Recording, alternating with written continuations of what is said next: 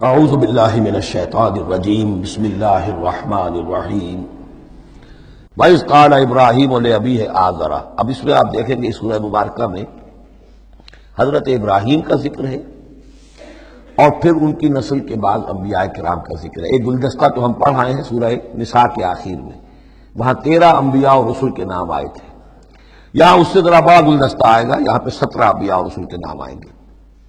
پھر حضرت ابراہیم علیہ السلام کا ذکر یہاں آیا ہے، اور جو جن رسولوں کی قوموں پر ہلاکت کے بارے میں قرآن میں صراحت کے ساتھ مذکور ہے، ان 6 کا ذکر جو ہے سورہ اعراف میں آئے گا۔ حضرت ابراہیم علیہ السلام کی قوم کا کیا حشر ہوا، یہ صراحت کے ساتھ قرآن میں مذکور نہیں ہے۔ جو قوم نوح کے ساتھ، ہود کے ساتھ، قوم صالح کے ساتھ، قوم شعیب کے ساتھ ہوا، تو حضرت ابراہیم علیہ السلام کے معاملے کو علیحدہ نکال لیا ہے، وہ سورہ انعام میں، اور باقی جو ہے نوح، ہود، صالح اور شعیب، لوط اور موسیٰ، ان کا ذکر جو ہے وہ آپ کو ملے گا سورہ اعراف میں، اس لیے کہ ان کا معاملہ ایام اللہ کا ہے۔ تو فذکرہم بایام اللہ، التذکیر بآلاء اللہ اس میں ہے، التذکیر بایام اللہ اس میں ہے، لہذا یہاں حضرت ابراہیم کا ذکر ہے۔ وَإِذْ قَالَ إِبْرَاهِيمُ لِأَبِيهِ آزَرَ أَتَتَّخِذُ أَصْنَامًا آلِهَةً، اور یاد کرو جب کہ کہا ابراہیم نے اپنے باپ آزر سے، کیا تم نے ان بتوں کو اپنا خدا بنا رکھا ہے؟ یہاں جو آزر کا لفظ خاص طور پر آیا ہے میرے نزدیک، یہ اصل میں تورات کی نفی کے لیے، تورات میں طارح نام لکھا گیا ہے، گویا اس کی تصحیح کے لیے، ورنہ یہاں کوئی خاص ضرورت نہیں تھی۔ وَإِذْ قَالَ إِبْرَاهِيمُ لِأَبِيهِ، یہ کافی تھا، لیکن نام اس لیے دیا گیا کہ تورات سے پڑھنے والوں کو مغالطہ ہوتا ہے، اور اسی مغالطے کو اہل تشیع نے اختیار کر لیا ہے۔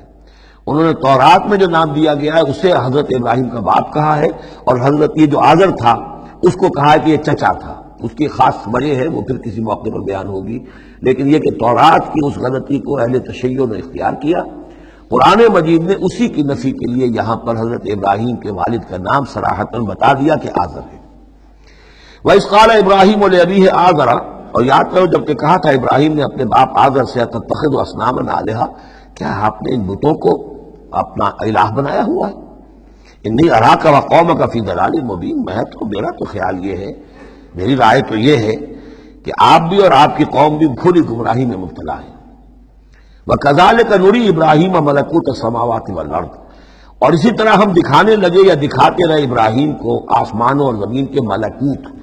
ملکوت سے مراد کیا ہے کہ اللہ تعالیٰ نے اس کائنات کا جو نظام قائم کیا، جسے میں کہتا ہوں کہ جو یونیورسل گورنمنٹ ہے، اس کا ایک نظام ہے، اس کے کارندے ہیں، تو اس کے مشاہدہ اللہ تعالیٰ اپنے رسولوں کو کراتا ہے، تاکہ ان کا یقین جو ہے وہ یقین اس درجے کا ہو جائے کہ جیسے کہ اپنی آنکھوں سے دیکھی ہوئی چیزیں، وَلَيَكُونَ مِنَ الْمُوقِنِينَ، اور تاکہ وہ پوری طرح یقین کرنے والوں میں سے ہو جائے۔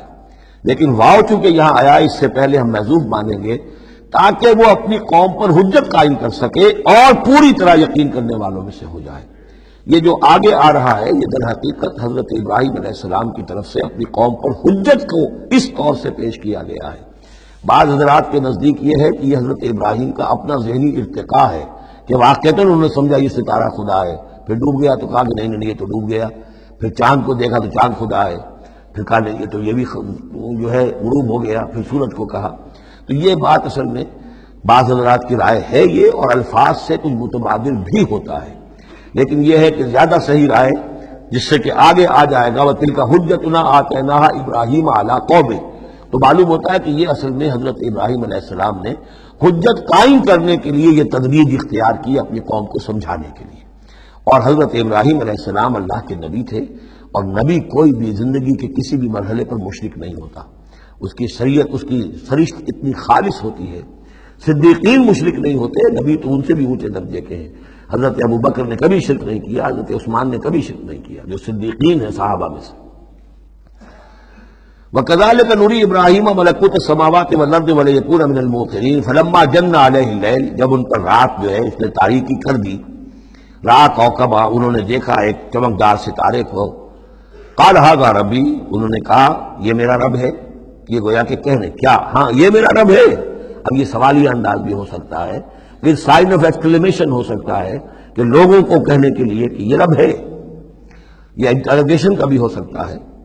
ھذا ربی، فلما افل قال لا احب الافلین، جب وہ ڈوب گیا تو کہا بھئی یہ ڈوب جانے والی شے تو پھر میں تو پسند نہیں کر سکتا کہ میں اس کو اپنا خدا مان لوں۔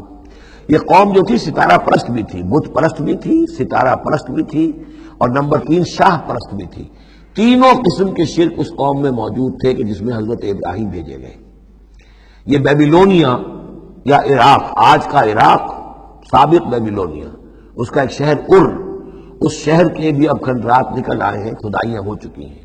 شہر میں پیدا ہوئے ہیں، پھر وہاں سے ہجرت کر کے فلسطین گئے ہیں، اور پھر حضرت اسماعیل کو آباد کیا ہے حجاز میں، اور اپنے بیٹے حضرت اسحاق کو آباد کیا ہے فلسطین میں۔ تو یہ ان کے ذہن میں رکھیے۔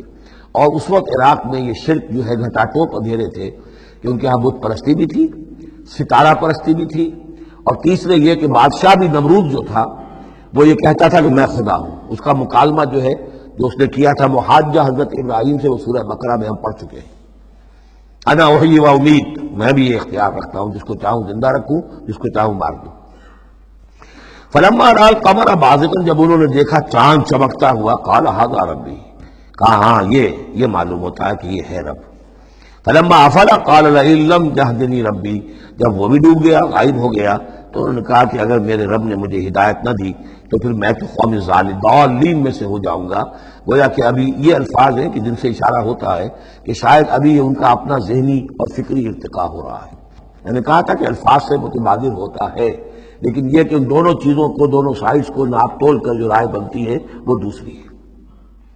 فلما رأى الشمس بازغة، جب دیکھا سورج بہت چمکدار، قال ھذا ربی ھذا اکبر، تو فرمایا ہاں یہ ہے رب، یہ سب سے بڑا ہے۔